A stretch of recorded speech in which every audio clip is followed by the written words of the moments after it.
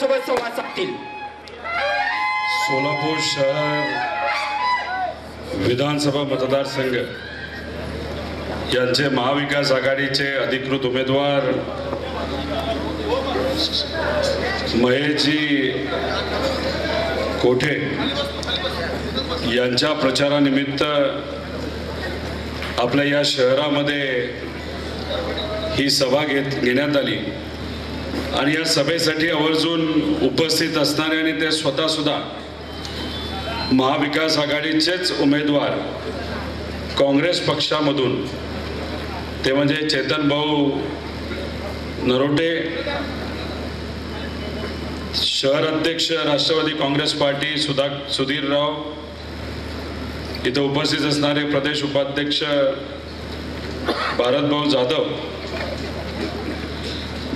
गार्गे गुरुजी, तसंच शहर कार्याध्यक्ष काळे नाना, मनोहर भाऊ सपाटे, शंकर भाऊ पाटील, जनार्दन भाऊ असतील, महेश भाऊ गादेकर असतील, तसंच माजी महापौर नलिनीताई, शहराध्यक्ष महिला सुनीताताई, लताताई फुटाणे असतील, प्रतीक्षाताई चव्हाण, विनोद भाऊ भोसले, प्रशांत भाऊ बाबर, मिलिंदजी गोरे, शहराध्यक्ष युवक राष्ट्रवादी काँग्रेस अक्षय असतील, सरफराज भाऊ शेख असतील, निशांत भाऊ असतील, तसंच वारिस भाऊ कुदले, दिनेशजी शिंदे, जावेद भाई असतील, युवराज भाऊ असतील, चंद्रकांत भाऊ पवार, तसंच उपस्थित असणारे राजू भाऊ खुरेशी, मनीषाताई माने, लताताई डेरे, रेखाताई, सुप्रियाताई, गणेश भाऊ असतील, वंदनाताई भोसले असतील, उपस्थित असणारे सर्वच पदाधिकारी, मित्र पक्षाचे सर्व पदाधिकारी, कार्यकर्ते, पत्रकार व या सभेसाठी इथे उपस्थित असणारे या शहराचे सर्व स्वाभिमानी नागरिक बंधू आणि भगिनींनो, मी सुरुवातीला आपल्या या शहराचे ग्रामदैवत श्री सिद्धेश्वर महाराजांच्या समोर नतमस्तक होतो. तसंच या शहरामध्ये असणारी आपल्या सर्वांची प्रेरणास्थान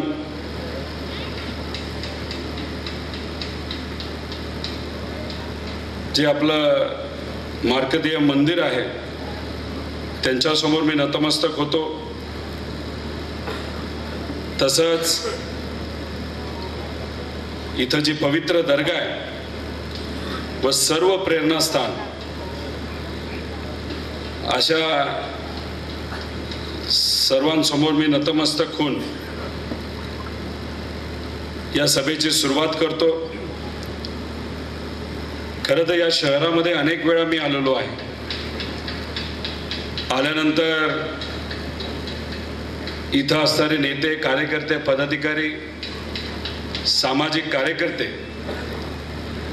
या सर्वांशी नेहमी मी संवाद साधलाय. या भूमीमध्ये एक समतेचा संदेश आहे. महात्मा बसवेश्वर आणि वारकऱ्यांची ही भूमी आहे. तुम्ही जर बघितलं तर या शहरामध्ये सर्व समाजाचे, सर्व धर्माचे व सर्व भाषेची लोक एकत्रित राहतात. एकमेकांना विश्वासात घेऊन या शहराला पुढे घेऊन जाण्यासाठी प्रामाणिकपणे प्रयत्न करतात. आणि या शहरामध्ये जर आजची या परिस्थिती बघितली तर शहर ज्या पद्धतीने विकसित व्हायला पाहिजे होतं ते गेल्या 5-10 वर्षामध्ये झालेलं दिसत नाही. खरं तर जेव्हा केव्हा महेश भाऊंशी मी चर्चा केलेली आहे, इथं असणाऱ्या पदाधिकाऱ्यांशी चर्चा केलेली आहे, त्यांचं सगळ्यांचं मत आलं की आपल्या या शहरामध्ये IT पार्क आले पाहिजे, MIDC आली पाहिजे. ही आपल्या लोकांची इच्छा आहे, या मतदारसंघामध्ये राहणाऱ्या नागरिकांची इच्छा आहे. पण गेले अनेक वर्ष तसं कुठेही काही झालेलं दिसत नाही. अधिवेशनामध्ये सुद्धा मी जेव्हा केव्हा भाषण करतो, युवांचे प्रश्न मांडतो, तेव्हा MIDCचा मुद्दा मांडतो. मी अधिवेशनामध्ये सोलापूर शहरामध्ये सुद्धा IT पार्क यावं असा मी मुद्दा मांडलेला आहे. फक्त सोलापूरच नाही, अहिल्यानगर असेल, कोल्हापूर असेल, नाशिक, नागपूर, हे जे महत्त्वपूर्ण शहर आहे त्या शहरामध्ये IT येणं फार महत्त्वाचं आहे असं मी अधिवेशनामध्ये बोललेलो आहे. त्याचं मुख्य कारण असं आहे की या शहरातले अनेक युवा पुणे, मुंबई, नवी मुंबई, हैदराबाद या भागामध्ये काम करण्यासाठी जातात. खरं तर त्यांची इच्छा नसते, पण इथं पर्याय नाही. त्या सगळ्यांचं मत असतं की आपल्या आई वडिलांबरोबर आपल्याला राहता यावं, आपल्या आजोबांबरोबर राहता यावं. मोठ्या मोठ्या शहरामध्ये जाऊन राहावं लागतं. त्यांना जी मुलं होतात ती त्यांच्याबरोबर शहरामध्ये राहतात. आणि सोलापूर या भागातले जे आजी आजोबा असतात ते आपल्या नातवंडाची वाट बघत बसतात, मुलांची वाट बघत बसतात. खरं तर हे होणं अवघड नाही, फक्त त्यासाठी प्रयत्न आपल्याला करावे लागतील. महेशराव कोठेंनी IT पार्क या भागामध्ये आणण्याचा प्रयत्न केला, पण IT पार्क आणणं तसं सोपं नसतं. त्याला विविध परवानग्या घ्याव्या लागतात. माझ्या अंदाजाने 30-40 परवानग्या त्याला लागतात. काही चांगले इन्व्हेस्टर त्यांनी गाठले होते. त्याच्याचबरोबर मगरपट्टा सिटी असेल, अतुल भाऊ चोरडिया असतील, ज्यांनी पुणे या भागामध्ये 3-3, 4-4 लाख लोकांना तिथं नोकऱ्या दिलेल्या आहेत. असे लोक आता सोलापूरमध्ये येऊन IT पार्क करायला इच्छुक आहेत आणि त्यांनी पुढाकार सुद्धा तिथं घेतलेला आहे. पण ज्या सरकारकडनं आपल्याला परवानग्या लागतात त्याला बराच उशीर तिथं होतोय. महेशराव, उशीर होतोय का आज सत्तेत असणारे लोक मुद्दामून उशीर करतायत हे कुठेतरी स्पष्टपणे लोकांना आपल्याला सांगावं लागेल. त्यांनी तर काही केलं नाही या भागासाठी. IT पार्क फक्त कागदावर ठेवली आणि मग जेव्हा एखादा होतकरू व्यक्ती इथं असणाऱ्या युवांना न्याय देण्याचा प्रामाणिकपणे प्रयत्न करतोय अशा व्यक्तीला अडचण आणायची. एक इन्व्हेस्टर तुम्ही भेटले होता, ते स्वतः इथं आले होते. त्यांना सुद्धा भाजपच्या अनेक लोकांनी अडचण आणलेली हे तुम्हा सर्वांना तिथं माहिती आहे. खरं तर युवांनी हे इलेक्शन ताब्यात घेण्याची जरूरत आहे. तुम्ही हातात घेतलं पाहिजे. आणि या परिसरामध्ये IT पार्क तर आपलं सरकार 100% 2024 नंतर आणणार म्हणजे आणणार, हे तर काळ्या दगडावरची पांढरी रेष आहेच. पण महेश राम सारखा एक चांगला उमेदवार हा फक्त उमेदवार न राहता या 2024ला ते सुद्धा 23 तारखेला जेव्हा निकाल लागेल तेव्हा 100% आमदार झाला पाहिजे. यासाठी आपल्या सर्वांना प्रयत्न करायचे. भाजपचे सर्वे सुद्धा हेच सांगतायत की 20 वर्ष भाजपचा जो आमदार इथं आहे ते 20 वर्ष आता संपले, ते परत काय आमदार होणार नाहीत. जर आमदार कोण होणार असेल तर महेश भाऊच तिथं होणार आहे. हे भाजपच्या सर्वेमध्ये सुद्धा तिथं दाखवलं गेलेलं आहे आणि आपण सुद्धा जे कुठले सर्वे केलेले त्याच्यामध्ये हेच दिसतंय की आपले महेशराव हे 100% तिथं आमदार होणार आहे. नाहीतर भाजपचे जे आमदार आहेत आता स्वतःला काय म्हणतात मला माहित नाही, पण लोकांनी मला सांगितलं की ते स्वतःहून सांगतात की त्याला मालक म्हणा. आता 20 वर्ष झाले असे जे मालक आहेत ज्यांना फक्त स्वतःच्या मुलाची चिंता लागलेली आहे त्यांना आता घरी बसवलं पाहिजे आणि खऱ्या अर्थाने सेवकाला आता आपल्याला आमदार बनवायची वेळ आलेली आहे. आता हे मालक स्वतःला म्हणतात, पण या शहरासाठी वेगळं काय केलं यांनी? त्यांनी आश्वासन आपल्या सर्वांना दिलं होतं की आम्ही MIDC बनवू, नवीन MIDC करू. केले का नवीन MIDC? नाही. जुन्या MIDC मध्ये एखादा नवीन प्रकल्प आणला का यांनी? अहो, यांना निर्माण करणं काय माहिती हो? यांना फक्त उद्ध्वस्त करणं माहिती आहे. आपल्याच या तालुक्यामध्ये या भागामध्ये महत्वपूर्ण असणारा जो शुगर फॅक्टरी आहे त्याची चिमणी मात्र यांनी उद्ध्वस्त केली. एवढंच मात्र यांना जमतं. आता कसं आहे, इथं 2 भाजपचे देशमुख आमदार आहेत, एक इथं आणि एक पलीकडे. या दोघांची मिली बघत आहे. काय करतात?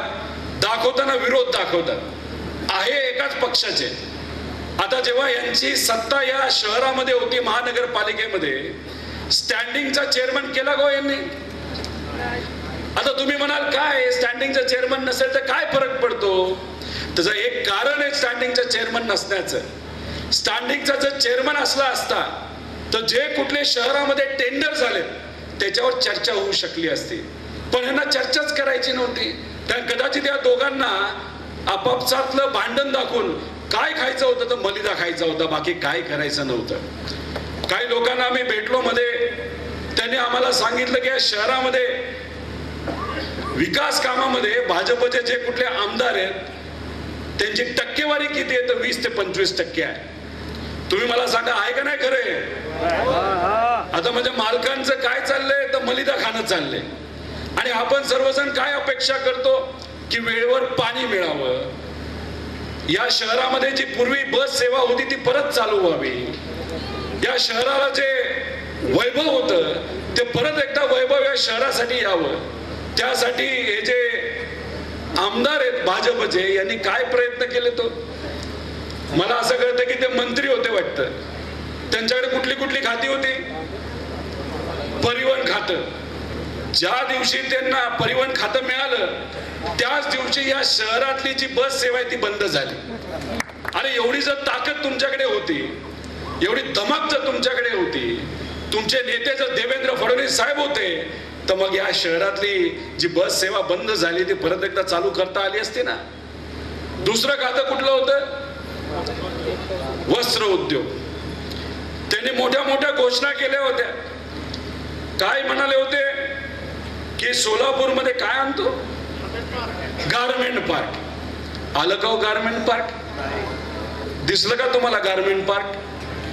सामान्य व्यक्ती म्हणून आपली सगळ्यांची इच्छा काय असते की हाताला काम आणि पोटाला अन्न मिळालं पाहिजे. आता इथं असणारे जे छोटे मोठे व्यवसाय करणारे लोक आज इथं बसलेत या सभेमध्ये, मला त्यांना विचारायचंय, कदाचित आपण सर्वजण कमी शिकलेलो असलो तरी आपल्या मुलाला आपल्या मुलीला आपण चांगलं शिक्षण दिलेलं आहे, ग्रॅज्युएट केले, डबल ग्रॅज्युएट केलेलं आहे. पण असं असताना या युवांना आता हाताला काम आहे का? जे आज भाजपचे आमदार आहेत नोकरीबद्दल एक शब्द तरी काढतात का?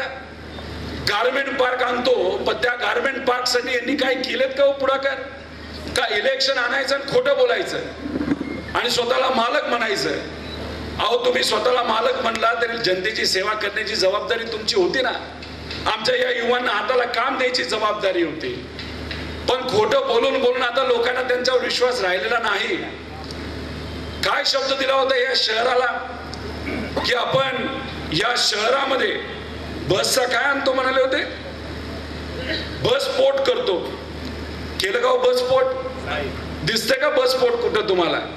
स्मार्ट सिटी करतो. अहो, हे नेते स्मार्ट झाले पण शहर काय मात्र आपलं स्मार्ट झालेलं नाही. दुर्दैवाने विविध ठिकाणी स्मार्ट सिटीच्या नावाखाली यांनी फक्त भ्रष्टाचार केला, पैसा खाल्ला. बाकी काही केलं नाही. आणि जे शहर आपलं सुंदर होतं ते स्मार्ट सिटीच्या नावाखाली यांनी खऱ्या अर्थाने उद्ध्वस्त केलं असं आपल्याला म्हणायला काही हरकत नाही. फक्त पैसा खायचा, फक्त कुठेतरी लोकांना फसवायचं, युवांना फक्त आश्वासनं द्यायची, माता भगिनींना आश्वासनं द्यायची, बाकी दुसरं काही या व्यक्तीला इथं जमलंय असं आपल्याला म्हणता येणार नाही. त्याच्याच बरोबर हे काय करणार होते, बस स्थानकासाठी 300 कोटी रुपये आणणार होते. आणले का 3 कोटी रुपये तरी? अजिबात नाही. म्हणजे नुसतं आश्वासन द्यायचं, पण त्या बाबतीत काही त्यांनी करायचं नाही. उद्योगाला चालना देऊ असं सांगितलं, दिली का चालना? नाही दिली. त्याच्याच बरोबर आम्ही पाणी वेळेवर देऊ, आणलं का पाणी वेळेवर? 7 ते 8 दिवसानंतर पाणी या पवित्र शहरामध्ये तिथे येतं. आता पाणीवर तरी वेळेवर द्यायची काय हरकत आहे का? बंधारा आहे, बंधारा फुल भरलाय, पण पाणी मात्र आमच्या घरापर्यंत तिथं येत नाही. त्यासाठी कुठलाही पुढाकार या व्यक्तीने तिथं दिलेला नाही. नरसिंह काय होती ती मिलच्या बाबतीत काहीतरी गारमेंट पार्क करतो ते तिथं झालं नाही. MIDCचा मुद्दा मी तिथं सांगितला.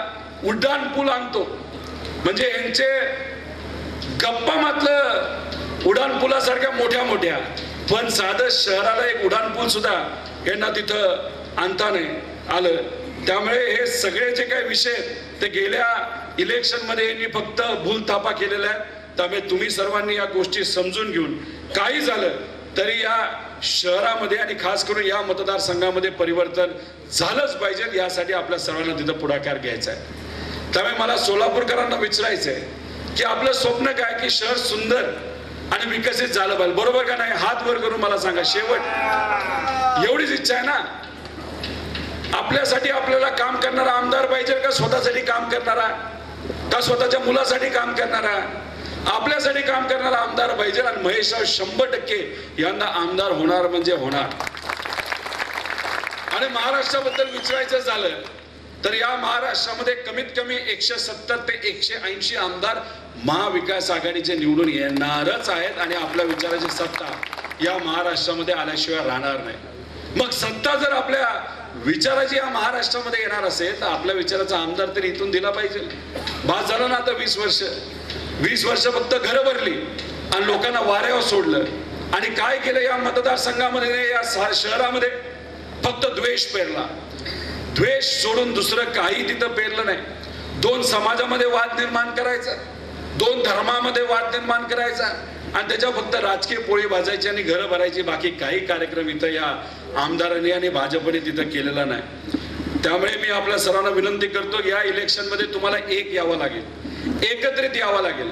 सगळे गटतट बाजूला ठेवावे लागतील आणि एकत्रित येऊन आपल्याला आपली लढाई असल्यासारखी ही लढाई लढावं लागणार आहे. कारण पुढून पैसा येणार आहे.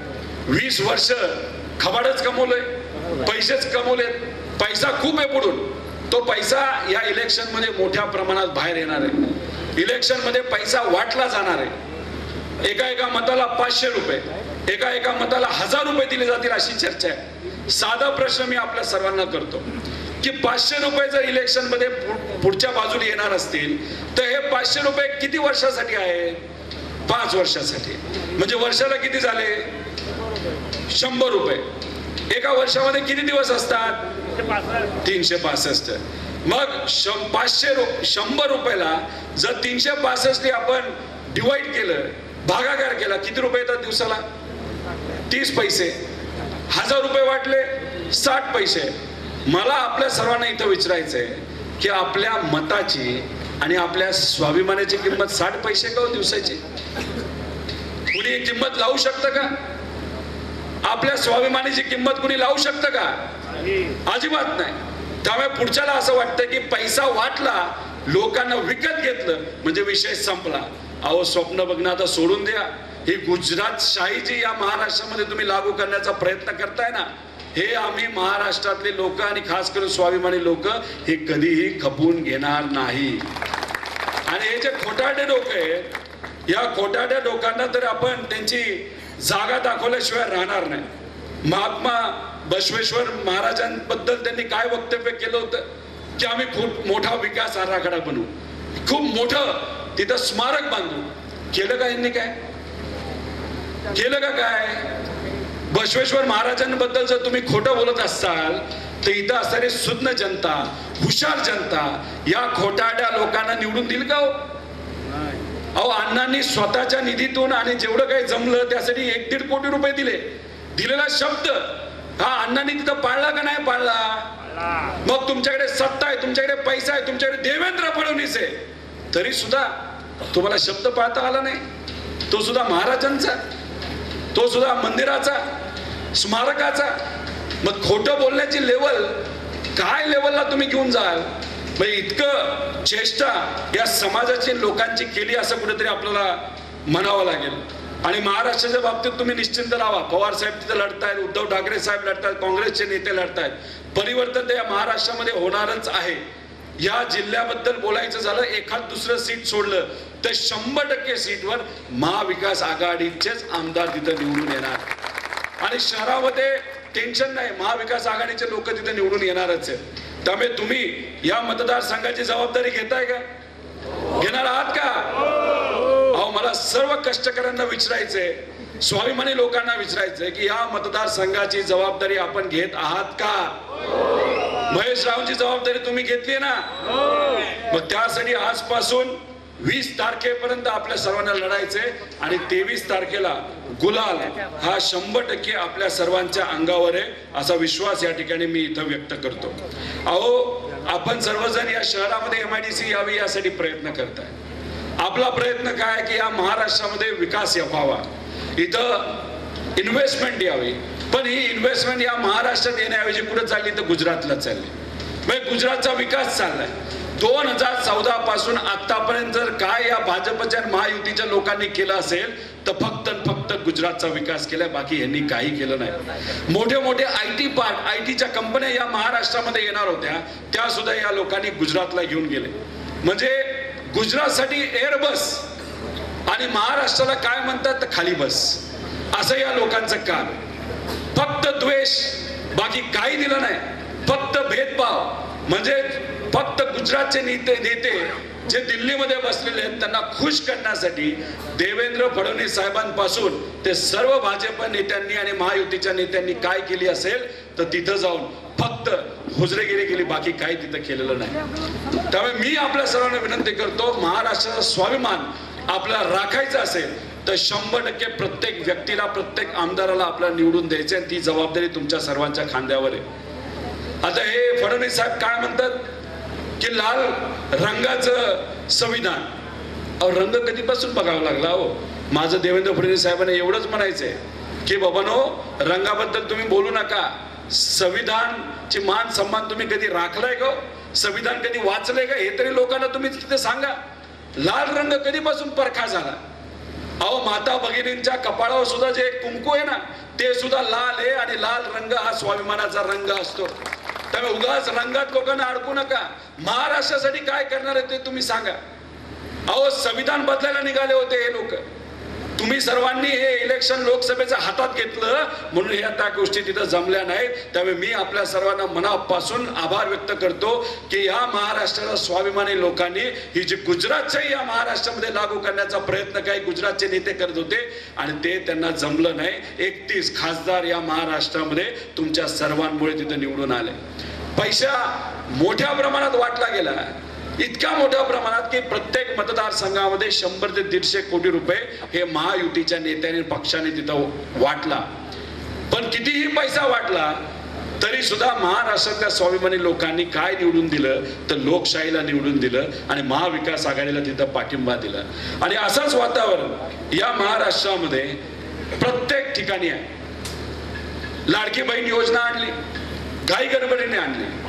मला इथं असणाऱ्या सर्व लोकांना सांगायचे, घरी जाऊन सांगा की महाविकास आघाडी सरकार येणारच आहे, पण आल्यानंतर आपण ही लाडकी बहीण योजना बंद करणार नाही. उलट महालक्ष्मी योजना आपण आणणार आहोत आणि 1500 रुपये हे दुप्पट करून 3000 रुपये आपण तिथं करणार आहोत. पण लाडक्या बहिणीला तिथं मान सन्मान देत असताना लाडक्या बहिणीची सुरक्षितता सुद्धा आम्ही तिथं बघणार आहोत. म्हणजे या शहरामध्ये काय परिस्थिती, या राज्यामध्ये काय परिस्थिती, दिवसाला 1 ते 2 बलात्कार दुर्दैवाने या महाराष्ट्रामध्ये होत आहेत. म्हणजे महिला सुरक्षित नाही आणि दुसऱ्या बाजूला महिलांचं फक्त मतदान पाहिजे. अहो, दिवाळी तुम्ही घेतली का नाही? खर्च केला का नाही दिवाळीचा? फराळ केला असेल, तेलाच्या काय किमती आहेत, साखरेच्या काय किमती आहेत, खर्च फक्त दुप्पट झालाय. हातामध्ये पैसे येणं काय थांबले? अहो नोकऱ्या राहिल्या नाहीत. इथं जी टेक्स्टाईल होती ती टेक्स्टाईलची काय परिस्थिती हो?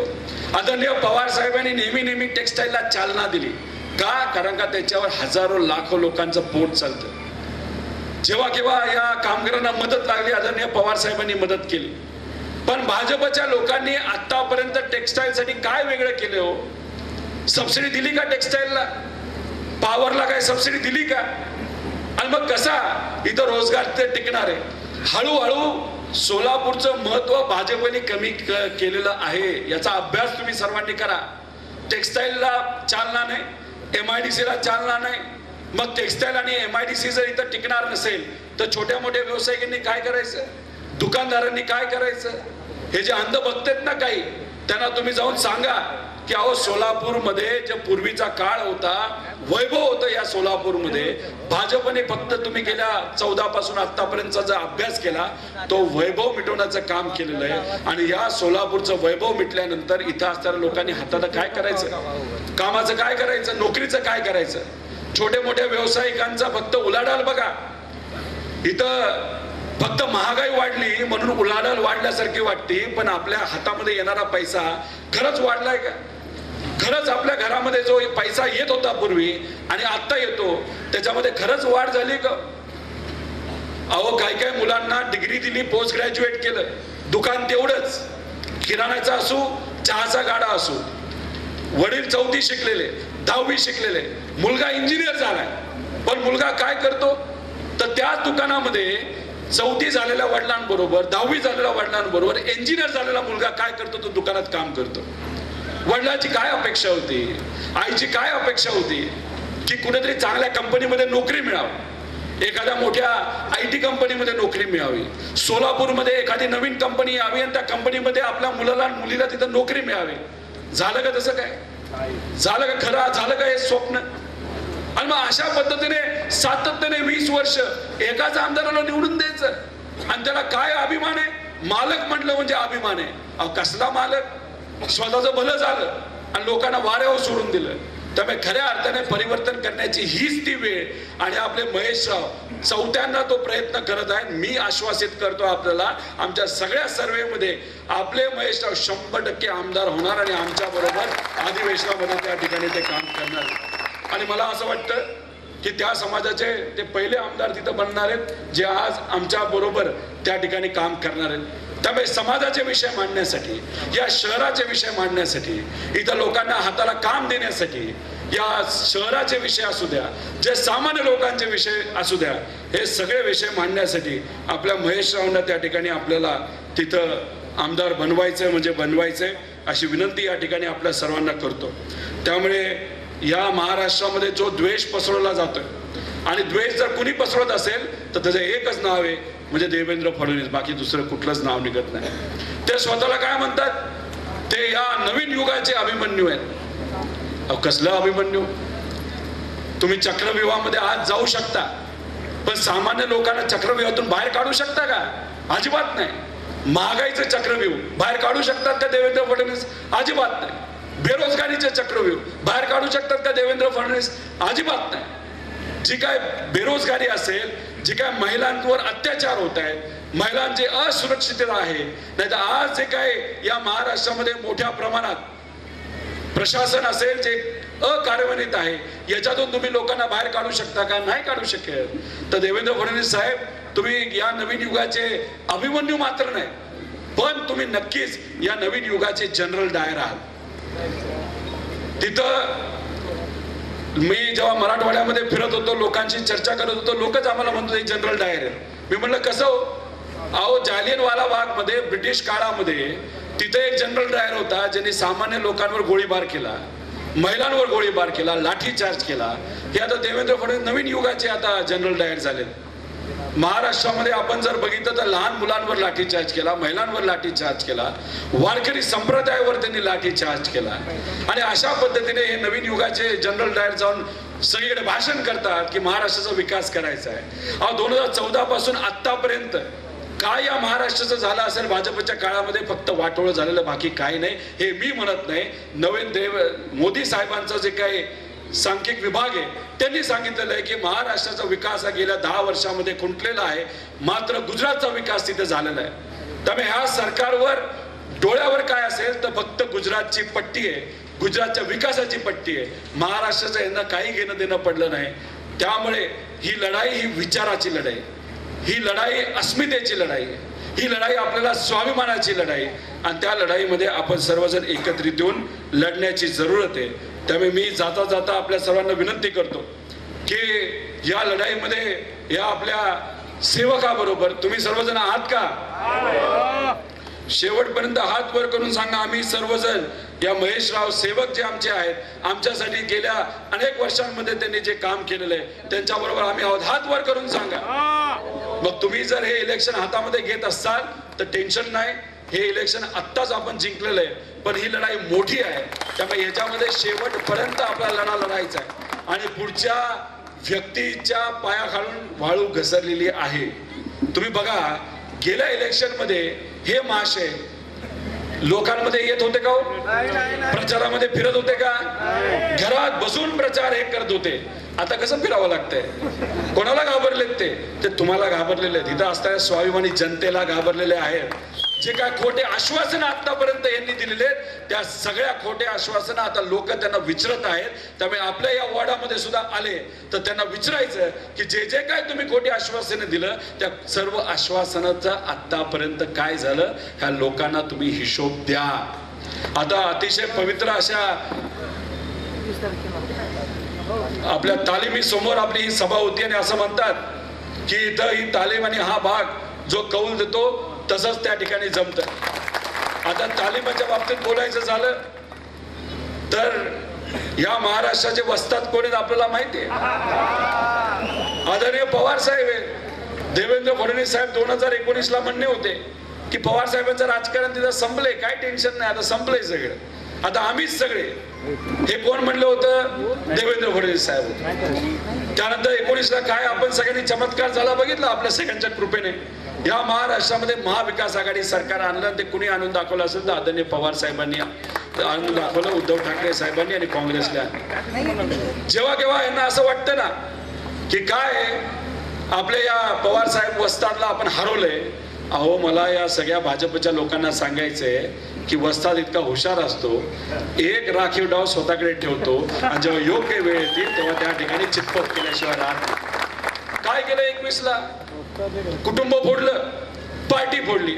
भाजपच्या गुजरातच्या नेत्यांना वाटलं वा वस्तादला आता चितपट आपण केलं.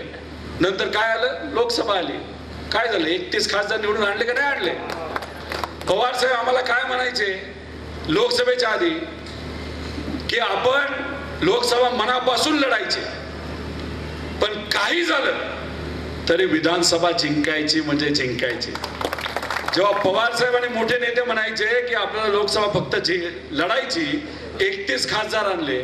आता जेव्हा पवार साहेब त्यावेळेस म्हणायचे की विधानसभा जिंकायचीच म्हणजे जिंकायची, त्याचा अर्थ कमीत कमी 180 आमदार या महाराष्ट्रामध्ये आपले निवडून आल्याशिवाय राहत नाही. या वयामध्ये सुद्धा पवार साहेब फिरतात, लोकांत जातात, लोकांशी चर्चा करतात. जेव्हा केव्हा एखादा साधा व्यक्ती सुद्धा जेव्हा पवार साहेबांना फोन करतो ना, साहेब मला ही अडचण आहे, पवार साहेब स्वतः लक्ष घालतात. सोलापूरचा टेक्सटाईलचा प्रश्न असू द्या, इथं असणाऱ्या शेतकऱ्यांचा असू द्या, ऊस उत्पादक शेतकरी, सोयाबीनचा शेतकरी, नाही तर कपाशीचा शेतकरी असू द्या, या सगळ्यांचे विषय आदरणीय पवार साहेब चर्चेत आणतात.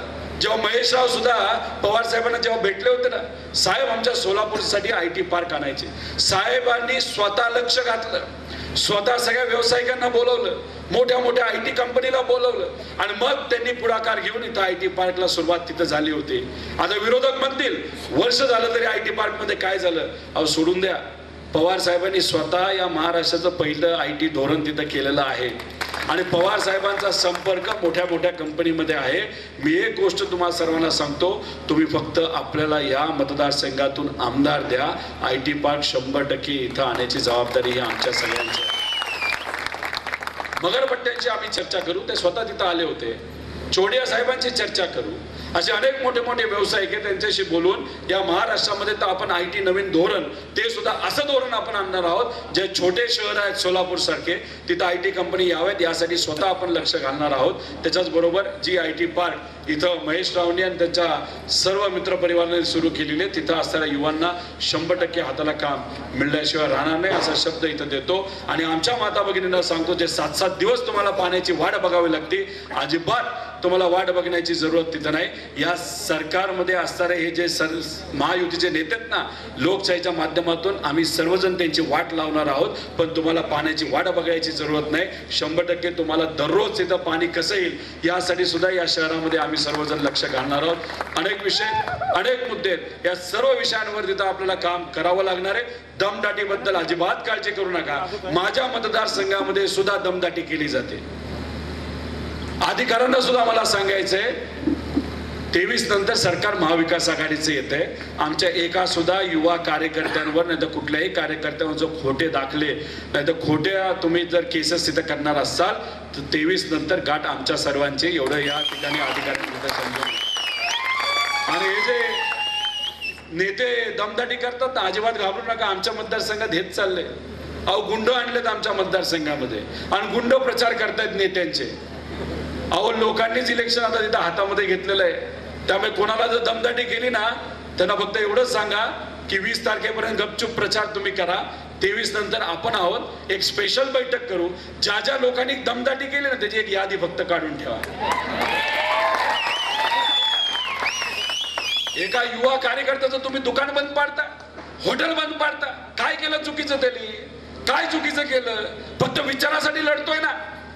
काय म्हणत होता तो कार्यकर्ता? या आमदाराने गेल्या 20 वर्षामध्ये नुसती खोटी आश्वासनं केली. मला नोकरी मिळाली नाही, माझ्या मित्राला नोकरी मिळाली नाही, माझ्या बहिणीला नोकरी मिळाली नाही. नुसती आश्वासन. बसवेश्वर महाराजांचं स्मारक करू, नुसतं आश्वासन. बस डेपो करू, आश्वासन. या सगळ्या आश्वासनाला कुठेतरी उत्तर लोकशाहीच्या माध्यमातून द्यायचं. म्हणून हा युवा कार्यकर्ता आज महेश रावांवर आपल्या बरोबर तिथं लढायला तयार आहे, प्रचार करतोय. बाकी काय केलं का त्यांनी? कोणा दमदाटी केली का?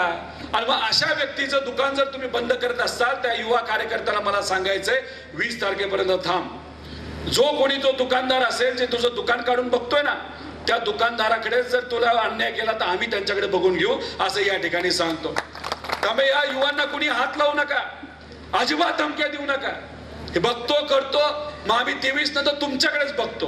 तुम्ही फक्त लोकशाहीच्या माध्यमातून हे जे मालक आमदार आहे ना, त्याला फक्त घरी बसवा, तेवढं फक्त तुम्ही करा. आणि जे जे लोक धमक्या वगैरे देतात त्यांच्याकडे आम्ही बघतो. अहो, आम्ही थोडी घाबरलोय कोणाला? अहो, ईडीला घाबरलो नाही तर अशा आमदारांना कोण घाबरते हो? कोण बिकालते? आमचा आवाज दाबण्याचा प्रयत्न केला.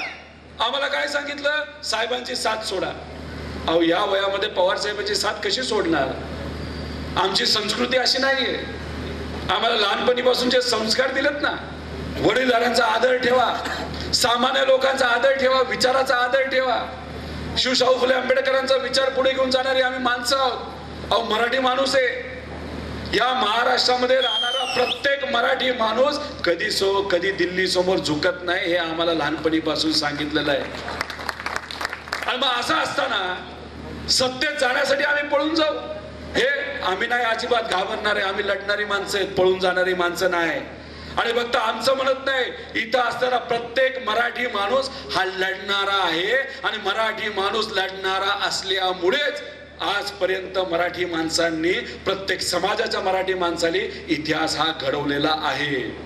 त्यामुळे हे जे अहंकारी लोक म्हणतात ना, 20 वर्ष आमची मक्तेदारी आहे, पुढचे 5 वर्ष आम्ही 100% निवडून येणार, त्या मालक आमदाराची मक्तेदारी आता आपल्याला हाणून पाडायची आहे. जे तुम्हा सर्वांना विश्वासात घेत नाहीत, पण फक्त इलेक्शन आलं तर गृहीत धरतात ना, अशा लोकांना घरी बसवायचंय. आपल्याला काय पाहिजे? विश्वासात घेणारी माणसं आहेत पाहिजे, जे महेश राव आहेत आणि आपल्या विचाराचे सर्व लोक आहेत. त्यामुळे महेश राव हे तुम्हाला विश्वासात घेतल्याशिवाय कुठलंही काम करणार नाहीत, पण तुम्हाला गृहीत नक्कीच धरणार नाहीत. सामान्य लोकांना तुम्ही गृहीत धरू नका, सामान्य लोकांना तुम्ही विकत घ्याल असं पण तुम्ही समजू नका. आम्ही लोकांना विश्वासात घेऊन लढणारी माणसं आहोत आणि 100% हे इलेक्शन लोकांना विश्वासात घेऊनच लढलं जाणार. म्हणून हे इलेक्शन लोकांनी आता हातामध्ये घेतलेलं आहे. त्यामुळे तुम्ही 20 तारखेपर्यंत फक्त वेळ महेशरावांना द्या. पुढची 5 वर्ष महेशराव आणि आम्ही सर्वजण तुमच्या सेवेसाठी त्या ठिकाणी आहोत. आणि सोलापूरकरांना मला सांगायचंय, शिंदे साहेब मोठे नेते इथं आहेत, बाकी सर्व महाविकास आघाडीचे नेते आहेत, पण या सोलापूर शहरावर या कार्यकर्त्याचं पण स्पेशल प्रेम आहे. त्यामुळे येत्या काळामध्ये महाविकास आघाडी सरकार आल्यानंतर जे कुठलं पद छोटं मोठं पद असेल, जे काय आदरणीय पवार साहेब नाही तर आमचे महाविकास आघाडीचे नेते देतील, माझ्या मतदारसंघाचा विकास तर मी करणारच आहे, पण महाराष्ट्राचा विकास करत असताना या शहरावर सुद्धा खास लक्ष देऊन या शहरातल्या सगळ्या अडचणी तिथं आम्ही सोडवणार आहोत. अहो फर्स्ट टाइमचा आमदार आहे हो, फर्स्ट टाइमचा आमदार असताना सुद्धा अख्ख्या महाराष्ट्रामध्ये विचारासाठी लढतोय. काही लोक म्हणतात अरे फर्स्ट टाइमचा आमदार, भीती वाटत नाही का? अहो माझ्या मतदारसंघामध्ये असणाऱ्या माझ्या मायबाप जनतेने इलेक्शन हातामध्ये घेतलेलं आहे, माझ्या स्वाभिमानी कार्यकर्ते आणि निष्ठावंत पदाधिकारी इलेक्शन हातामध्ये घेतलंय आणि त्यांनी सांगितलेलं आहे तुम्ही मतदारसंघाची काळजी तुम्ही करू नका, आम्ही आपल्या मतदारसंघामध्ये लक्ष देऊ आणि 100% गेल्या वेळेसपेक्षा जास्त लीडली तुम्हाला आम्ही निवडून देऊ असं तिथे असणाऱ्या लोकांनी मला आश्वासित केलंय. अहो माझ्या मतदारसंघानिमित्त मला लढायला शिकवलंय आणि मग माझ्या मतदारसंघातल्या लोकांनी मला लढायला शिकवलं असेल तर आज पवार साहेबांबरोबर जिथं कुठं जमेल तिथं त्यांच्या कार्यकर्त्याला निवडून आणण्यासाठी हा कार्यकर्ता तिथं जाऊन 100% लढणार, म्हणून मी इथं आलेलो आहे. मी महेश रावना गेल्या वर्षभर पासून ओळखतो, 1.5 वर्षापासून तिथं ओळखतो. मी त्यांची तळतळ बघितली, ते कसं या मतदारसंघाच्या हितासाठी MIDC साठी आणि IT साठी तिथं लढतात हे मी स्वतःहून तिथं बघितलेलं आहे. म्हणून त्यांनी मला फक्त काही दिवसांपूर्वी फोन केला की जमेल का? मी म्हणलं तुम्ही तर आमदार होणारच आहे, फक्त लीड वाढवण्यासाठी 100% हा तुमचा कार्यकर्ता इथे आहे. आता त्यांचा मुलगा म्हणतो 1 लाखाची लीड. अहो 1 लाखाची लीड सोडा, 1 लाख मतं तरी तुम्ही मिळून दाखवा. ही परिस्थिती आजची इथं. अहो तुम्ही फक्त लोकांना जाऊन विचारा काय परिस्थिती आहे, तर 1 लाख मतं सुद्धा तिथं मिळणार नाही. आणि आपले हे महेशराव 100% मला असं वाटतं की 60-70 हजार निवडून आल्याशिवाय राहणार. फक्त दहशत आहे आणि दहशत असल्यामुळे लोक बोलत नाहीत, एवढाच फरक, बाकी काय नाही. आमच्या मीडियाला आणि आमच्या सगळ्या पत्रकारांना विनंती करतो की आपल्या विचाराला जेवढं काय सत्य आहे ते लोकांसमोर तिथं तुम्ही आणा. लोकसभेच्या काळामध्ये इथं आलो होतो तेव्हा चिमणी पडत असताना सांगितलं होतं इथं विमान लँड होईल आणि उड्डाण करेल. मला माहित नाही की जेव्हा मोदी साहेब इथं आले होते ते विमानाने आले होते की हेलिकॉप्टरने आले होते, कशाने आले होते? हेलिकॉप्टरने आले होते. अहो त्यांचंच विमान जर लँड होत नसेल तर सामान्य लोकांचं विमान कधी टेक ऑफ व्हायचं? ह्यांचं भलं झालंय, घरात सगळं टेक ऑफ झाले, पण आपले लोक मात्र जमिनीवरच आहेत. त्यामुळे काय सांगितलं होतं की चिमणी का पाडली, शेतकऱ्यांचं आणि या शहराचं का नुकसान केलं, आपल्याला टेक ऑफ आणि लँड करायचं विमान. झालं का? गेल्या 6 महिन्यामध्ये फेऱ्या वाढल्या का विमानाच्या? का तुम्ही खोटं बोलताय? अहो एवढा खोटं बोलणारा जर मालक आमदार असेल त्याला जागा दाखवायची का नाही दाखवायची? नाही तर काय 20 वर्ष सवय झाली आम्हाला, कमळ दिसते आम्ही फक्त बटन दाबतोय. अरे कमळाबाईंनी तर अक्षरशः वाट लावली आपली, सांगतो तुम्हाला, अक्षरशः वाट लावली. हे सगळं कुठेतरी समजून घ्या. कशाला अंधभक्त व्हायचं? कसं या महाराष्ट्राची वाट लावली, कसं या शहराची वाट लावली याचा तर अभ्यास तुम्ही करा आणि लोकांना सुद्धा जाऊन सांगा. सोशल मीडियाच्या सर्व कार्यकर्त्यांना मला सांगायचंय कसं हा आमदार खोटं बोललाय लोकांपर्यंत घेऊन जावा. सगळ्या माता भगिनींना मला सांगायचंय लाडकी बहीण योजना या सरकारने आणली असली तरी आपण त्याच्यापेक्षा डबल ताकदीने योजना तिथं आणणार आहोत. हे जाऊन माता भगिनींना सांगा, सर्व समाजांना जाऊन सांगा कसा द्वेष पसरवला जातोय, कसा तिथं 2 जाती धर्मामध्ये तिथं वाद निर्माण केला जातोय. एकत्रित येण्याची खऱ्या अर्थाने वेळ आली. अहो पवित्र भूमी इथं आजपर्यंतचा इतिहास जर तुम्ही सर्वांनी बघितला, सर्व धर्माचे, सर्व जातीचे, सर्व भाषेचे लोक एकत्रित राहतात. आणि त्यांचं फक्त एकच स्वप्न आहे की आमचं घर जसं सुंदर आहे तसं आमचं शहर सुद्धा सुंदर झालं पाहिजे, आमचं शहर सुद्धा विकसित झालं पाहिजे, आमच्या युवांना पुढच्या पिढीला इथल्या हितच काम मिळालं पाहिजे. आणि हे काम भाजपने आतापर्यंत करून दाखवलेलं नाही. त्यामुळे मी आता आपल्या सर्वांना इथं विनंती करतो, एक संधी तुम्ही देऊन बघा. ती संधी दिल्यानंतर संधीचं सोनं महेश राव सुद्धा तिथं केल्याशिवाय राहणार नाही आणि आम्ही सुद्धा महेश रावच्या पाठीमागे भक्कमपणे तिथं उभं राहणार आहोत. त्यामुळे कार्यकर्ते पदाधिकारी आपल्या विचाराचे पक्षाचे आपण जे काम करतोय ते चांगलं काम करतोय, पण अजून ताकद लावण्याची तिथे जरूरत आहे. सर्व पदाधिकाऱ्यांना मला विनंती करायची की पेरेंट असो, युवक असो, नाही तर युवती असो, नाही तर आमचे महिला असो, की अजून जे आतापर्यंत जे काम करताय ते करताय, चांगली गोष्ट आहे, पण अजून जास्त आपल्याला पडण्याची जरूरत आहे. भाषणामध्ये कुणीतरी सांगितलंय शिवसेना काम करत नाही, अजिबात नाही. उद्धव ठाकरे साहेब पुढच्या 5-6 दिवसामध्ये इथे येणार आहेत, त्यांच्या पदाधिकाऱ्यांना ते घेऊन बसणार आहेत आणि काम करतील, ते काही अडचण नाही. मी सुद्धा ते पदाधिकाऱ्यांना बोललोय, त्यांनी मला सांगितलं, आश्वासित केलंय, अजिबात नाही. आम्हाला उद्धव ठाकरे साहेबांचा आदेश आहे, अख्ख्या महाराष्ट्रातल्या शिवसेनेला आदेश आहे, काही झालं तरी महाविकास आघाडी धर्म हा पाळायचा म्हणजे पाळायचा. जो खरा शिवसैनिक असतो तो महाविकास आघाडीचा धर्म त्या ठिकाणी पाळणार म्हणजे पाळणार. आणि उद्या परवापासून ते प्रचारामध्ये आलेले आपल्या सगळ्यांना तिथं बघायला मिळतील. त्यामुळे आज आपण सर्वजण विचाराची लढाई लढतोय. त्यामुळे जाता जाता एकच की महेश रावना आमदार झालेलं बघायचे का? नक्की ना? नक्की का? आणि 5-10 हजाराच्या लीडली नाही, कमीत कमी 50-60 हजाराच्या लीडली आपल्याला त्यांना निवडून द्यायचंय. आणि जो पुढे पैशाचा माज आणि घमंड आणि मुलाची काळजी, मुलाच्या भवितव्याची काळजी ज्या आमदाराला, मालक आमदाराला आहे, त्याला फक्त घरी बसवायचंय आणि या सेवकाला निवडून द्यायचंय, एवढंच या ठिकाणी सांगतो. आणि एक जोरात घोषणा, रामकृष्ण हरी, रामकृष्ण हरी, हात वर करून रामकृष्ण हरी, रामकृष्ण हरी, पवार साहेब आप आगे बढो, महाविकास आघाडीचा. चला मग, एवढा मोठा आवाज असेल, एवढी ताकद असेल आणि एवढे निष्ठावंत कार्यकर्ते, पदाधिकारी आणि स्वाभिमानी जनता असेल तर विजय 100% आपला आहे. एवढंच या ठिकाणी सांगतो आणि थांबतो. अरे इथं पण हात वर करून सांगा, रामकृष्ण हरी.